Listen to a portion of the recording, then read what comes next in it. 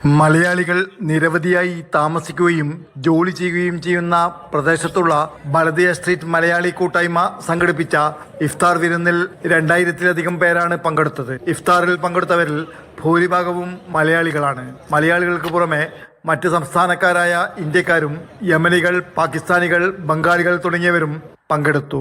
തുടർച്ചയായിട്ട് Baladiya street Malayali കൂട്ടായ്മ 6 വർഷമായിട്ട് നടത്തുന്നുണ്ട്. ഏകദേശം 2000 ആളുകളോളം ഈ പരിപാടിക്ക് എത്തിച്ചേരുന്നുണ്ട്. എല്ലാ വിഭാഗക്കാരെ ഉൾക്കൊള്ളിച്ചുകൊണ്ട് തന്നെ ഞങ്ങൾ ഈ പരിപാടി വളരെ ഉഷാറായി നടത്തുന്നുണ്ട്.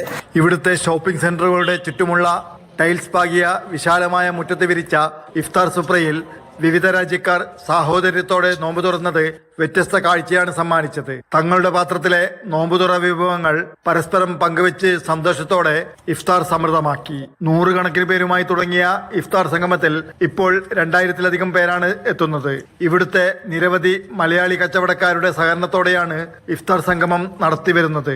ബലദിയ സ്ട്രീറ്റ് മലയാളി കൂട്ടായ്മ president Sattar Manlayi, secretary Khaleel Pattikkad, Saleem Mampad, Shoukath Parappanangadi, Askar Manlayi, Shafi power house, Abu Melmuri തുടങ്ങിയവർ ഇഫ്താറിന് നേതൃത്വം നൽകി.